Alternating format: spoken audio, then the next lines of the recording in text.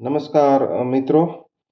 અ, આજે જે લોકો માર્કેટમાં ઓલરેડી ઇન્વેસ્ટેડ છે અને ક્યાંક ને ક્યાંક કોઈ શેરમાં સલવાઈ ગયેલા છે એના માટે બનાવું છું. અ, એમને અત્યારે શું કરવું, અત્યારે રિઝલ્ટ સિઝન ચાલુ છે એટલે ખાસ તો તમે કંટાળી નહીં જતા કે આ અમુક શેર પડ્યા છે તો હવે પડ્યા છે તો ભલે પડ્યા. અત્યારે મોબાઈલ ખોલવાનું મન થતું તો આ વિડીયો તો હું જોવા. પણ હું જે કન્સેપ્ટની વાત કરવા જઈ રહ્યો છું એ મેં 2008માં લેમન બ્રધર્સની ક્રાઇસિસ આવી પછી પોતે કરેલું છે. અને વર્લ્ડમાં પ્રખ્યાત કન્સેપ્ટ છે જે ઓળખાય છે બાય વોટ યુ સી. એ કન્સેપ્ટ છે જે તમારી નજર સામે છે એ કંપની ખરીદો. દાખલા તરીકે આપણે રોજિંદા જીવનમાં ઘણી એવી કંપનીના ઓલામાં એની પ્રોડક્ટ્સ વાપરતા હોઈએ છીએ, પણ આપણે એને ક્યારેય ઇન્વેસ્ટમેન્ટ ઓપોર્ચ્યુનિટી તરીકે જોતા નથી.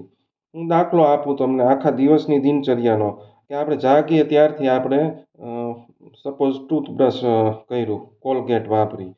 કોલગેટને આપણે ક્યારેય ઇન્વેસ્ટમેન્ટ શેર તરીકે જોયો જ નથી. પછી આપણે નાહીએ છીએ ડવના સાબુથી કે XYZ લક્સના સાબુથી, શેમ્પૂ કર્યું, લેકમેનું ક્રીમ વાપર્યું. આ બધી HUL ગોદરેજ કન્ઝ્યુમરની પ્રોડક્ટ છે, પણ આપણે ક્યારેય એમાં રોકાણ કર્યું નથી. તૈયાર થયા, રેમન્ડના કપડાં પહેર્યા અથવા મુફ્તીના કપડાં પહેર્યા, શૂઝ પહેર્યા બાટાના કે મેટ્રોના કે રેડ ટેપના. આ બધી કંપનીઓને ક્યારેય આપણે શેર બજારમાં ઇન્વેસ્ટ કરવા લાયક સમજી નથી.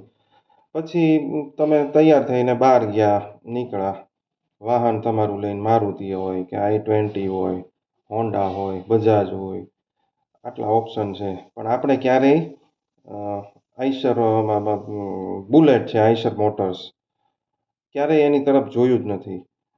રસ્તામાં પેટ્રોલ પુરાવીએ છીએ, IOC BP, પેટ્રોલ જવા દો. પછી ફોન, આપણા ઘરમાં ચાર ચાર ફોન હોય છે, એકમાં જીઓનું હોય ને એકમાં વોડાફોનનું હોય, એકમાં એરટેલનું હોય.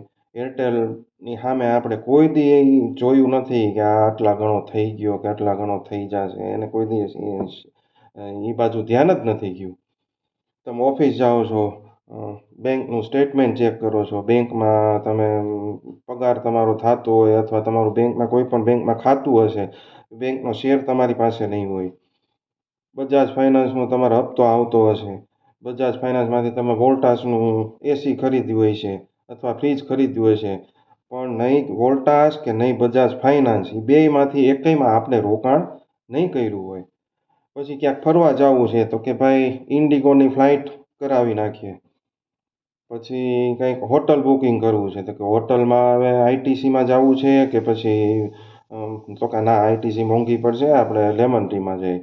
લેમન ટ્રી કે આઈટીસી બે લિસ્ટેડ કંપની છે, પણ આપણે કોઈ દિવસ એની સામે જોયું નથી. આવી રીતે આખા દિવસના તમે જુઓ તો અસંખ્ય દાખલાઓ. છોકરાઓ ઘરેથી ફોન આવે કે ભાઈ આજે પિઝા લેતા આવજો ઘરે, ડોમિનોઝમાંથી. તો એ જુબિલન્ટ ફૂડવર્કનું બ્રાન્ડ છે એ, બરાબર છે. આવી રીતે ઘણું ઘણું ઘણું એવું હોય છે કે જે આપણી નજરની સામેથી આપણે રોજ યુઝ કરીએ છીએ અને આપણે એમાં રોકાણ કરતા નથી. એનું કારણ શું છે કે આપણે શેર બજારને અને હું તમને દાખલો આપું કે ભાઈ બ્રિટાનિયા ખાલી બિસ્કિટ બનાવે છે બ્રિટાનિયા, બરાબર. 30 વર્ષમાં 200 ગણું રિટર્ન આપેલું છે, 200 ગણું. એશિયન પેન્ટ્સ બનાવે ખાલી 30 વર્ષમાં 2000 ગણું, કેટલું, 2000 ગણું રિટર્ન આપેલું છે. એટલે આ આ બધું આપણી નજરની સામે બને છે, પણ આમ છતાંય આપણી નજર એની ઉપર જાતી નથી. એવા તો ઘણા દાખલા છે, તમે જોઈ લો, પેજ ઇન્ડસ્ટ્રીઝ જોઈ લો, કે ભાઈ ઇન્ડિગો એરલાઇન્સ જોઈ લો, કે મેં કીધું એ જ્યુબિલન્ટ ફૂડવર્ક્સ જોઈ લો. આપણે ઘરની બાજુમાં ક્યાંક મકાન બનતું હોય તો ત્યાં સિમેન્ટ વપરાતી હશે, એસીસીની કે ગુજરાત અંબુજાની. સળિયા વપરાતા હશે JSWના, ટાઇલ્સ વપરાતી હશે કજારિયા સિરામિકની, ગેંડી વપરાતી હશે સેરા સેનેટરી વેરની. આ બધી જ વસ્તુ આપણી સામે હોય છે પણ આપણે ક્યારેય એને ઇન્વેસ્ટમેન્ટ માટે જોયું નથી. એટલે આ કન્સેપ્ટ એવો છે કે તમે બહુ અઘરું શેર બજાર છે નહીં. તમારે આવી સિમ્પલ વસ્તુ જ જોવાની છે જે તમારી રોજબરોજની દિનચર્યામાં આવતી જ હોય છે. આપણે શું કેમ કરતા અઘરું બનાવી નાખીએ છીએ એ કહું તમને. આપણે ટીવી જોઈએ છીએ બરાબર. સીએનબીસી ખોલ્યું આવાજ અને ઝી બિઝનેસ ખોલ્યું. એટલે એમાં જે એનાલિસ્ટ આવે છે એ અલગ અલગ કંપનીના નામ આપે તમને. જે મેં આ કીધી એમાંથી એકય નહીં હોય. એટલી કોમ્પ્લિકેટેડ હોય એમ કે સેજિલિટી ઇન્ડિયા લઈ લો. હવે સેજિલિટી શું કરે છે એ આપણને ખબર ન હોય પણ ઓલાએ કીધું એટલે સેજિલિટી લ્યો. બરાબર છે. એટલે તમે ટીવી જોઈને કારણ કે એનો ધંધો છે ટીવી વાળાને એને રોજ નવું નવું પીરસવું પડે તો જ તમે સીએનબીસી જોવાના છો. અધરવાઇઝ તમે જોવાના નથી તો તમારી ટીઆરપી એની ઘટી જશે. એટલે એનો ધંધો છે એને એનો ધંધો કરવા દો. પ્લસ બીજી વસ્તુ આપણે કોઈ પણ વસ્તુ તમે નક્કી કરી કે ભાઈ મારે આ વસ્તુ લેવી છે. આ બધી વસ્તુમાંથી જ નક્કી કરી હાલો મારે આ શેર લેવો છે. તમે કરો શું? બ્રોકરને ફોન કરો. તમારો જે બ્રોકર છે એને. એટલે બ્રોકર સીધો જ તે બીવડાવી નાખે. હવે આ તો 1 વર્ષમાં ડબલ થઈ ગયો હવે થોડો લેવાય. એટલે મોટા મોટા માણસો પૈસાવાળા શેર બજારમાં ન થવાનું કારણ એ છે કે બ્રોકરો બીવડાવી દે છે. કારણ કે બ્રોકરનું વિઝન 10 વર્ષનું હોતું જ નથી. એનું વિઝન એના કમિશન પૂરતું હોય છે કે ભાઈ આ શેર હું લેવડાવું 6 મહિના પછી આને કઢાવી નાખું લોસમાં કે પ્રોફિટમાં. એટલે મારે બે બાજુ કમિશન લાગે. જ્યારે આ શેર તમે લેશો એ તો તમે 5 વર્ષ 7 વર્ષ રાખશો એ 5 ગણોય થાય 10 ગણોય થાય 50 ગણોય થાય. બરાબર. હિસ્ટ્રી તો એવું કહે છે. એટલે એ એક છે. અ, બહુ સિમ્પલ છે ઇન્વેસ્ટિંગ. એને અઘરું ન બનાવો. અને તનિષ્કને પેજ જોકી જે બ્રાન્ડ છે પેજ ઇન્ડસ્ટ્રીઝ બરાબર. એનું તો એવું કે છેલ્લા 20 વર્ષમાં તમે એ લીધું હોય તો તમારો એનો શોરૂમનો માલિક હોય ને એ તો તમને બીટ ન કરી શકે એટલા પૈસા એમાં બનેલા છે. બરાબર છે. એટલે એ ખાસ કેવું હતું. પણ મેં જેટલા શેર લીધા એમાંથી કોઈ શેરની હું ભલામણ કરતો નથી કે આ લઈ લેવાય.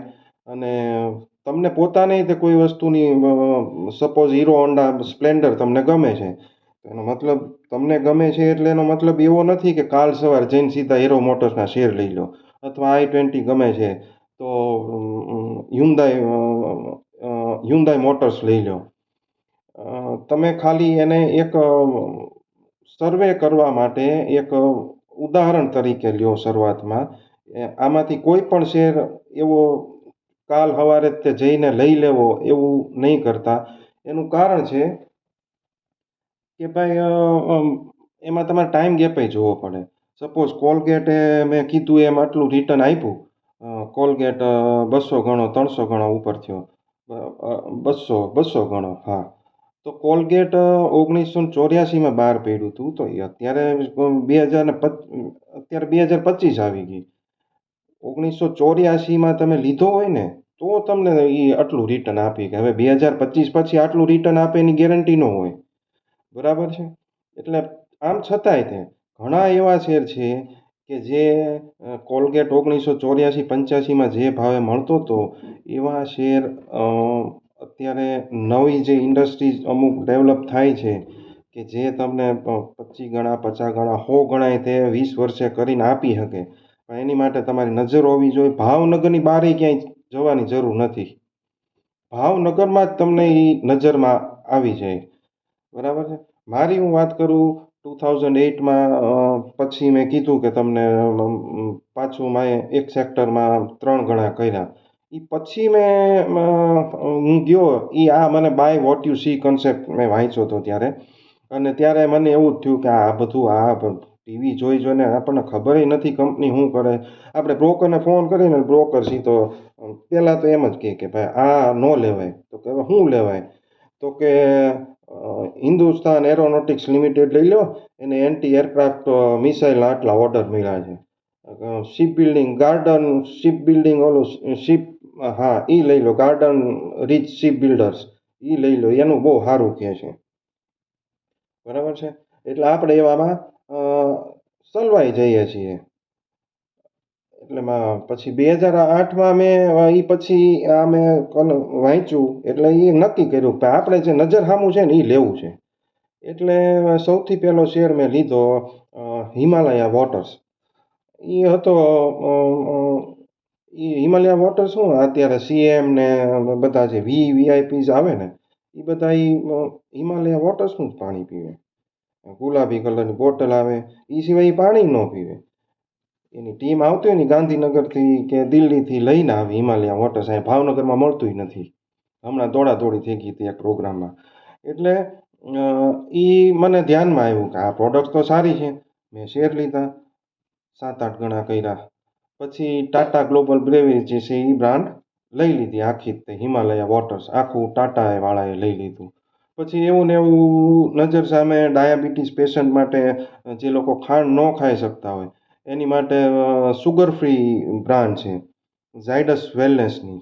બરાબર, સુગર ફ્રી. મને એવું લાગ્યું કે આ સુગર ફ્રી સુગરનો ઓપ્શન છે તો આ ઇન્ડસ્ટ્રી સારું કરશે. નજર સામે જ તે આપણે અનુભવેલું જોયેલું. એક કાકાએ આમ કાઢી પ્રોડક્ટ ઓલામાં નાખી ચામાં અને મેં એ પ્રોડક્ટ હાથમાં લઈને જોઈ કે આ શું કોણ બનાવે છે. ઝાયડસ વેલનેસ બનાવતી હતી. તો મેં કીધું આ તો કરાય. એમાં 10 ગણા પૈસા થયા. પછી આયોન એક્સચેન્જ કેન્ટનું આરો છે, તમારા ઘરે હશે કદાચ, તમને ખ્યાલ નહીં હોય કે લિસ્ટેડ કંપની છે આયોન એક્સચેન્જ. હેમા માલિની આટલી સારી એડવર્ટાઇઝ કરે છે પણ આપણે એને કોઈ દિવસ ઇન્વેસ્ટમેન્ટ ઓપોર્ચ્યુનિટી તરીકે કે શેર આમાં રોકાણ કરવા તરીકે નથી જોયું. તો આટલું સિમ્પલ છે. એને કોમ્પ્લિકેટેડ ન બનાવો. તમારી નજર ખુલ્લી રાખો અને ભાવનગરની બહારે ક્યાંય જવાની જરૂર નથી. તમને અહીંયા ને અહીંયા આઈડિયા મળી જશે. તમે નજર ખુલ્લી રાખો. બરાબર છે. હું આશા રાખું છું આ વિડીયો તમને યુઝફુલ થશે. અને બીજું કે અત્યારે રિઝલ્ટ સિઝન ચાલુ છે તો તમે કોઈ શેરમાં સલવાયેલા હો 20%, 25% ડાઉન હોય અને રિઝલ્ટ જો કંપની ન આપતી હોય તો એવી આશામાં રહેતા જ નહીં કે આમાં કંઈક જાદુ થશે. બરાબર છે કે ભાઈ પૈડા છે ભાઈ, એ પૈડા નથી. એકવાર એક ઝાટકે બધું સાફ કરી નાખો અને ફરીથી ચાલુ કરો. બરાબર છે. હું આશા રાખું છું કે આપને વિડીયો યુઝફુલ થશે. Thank you.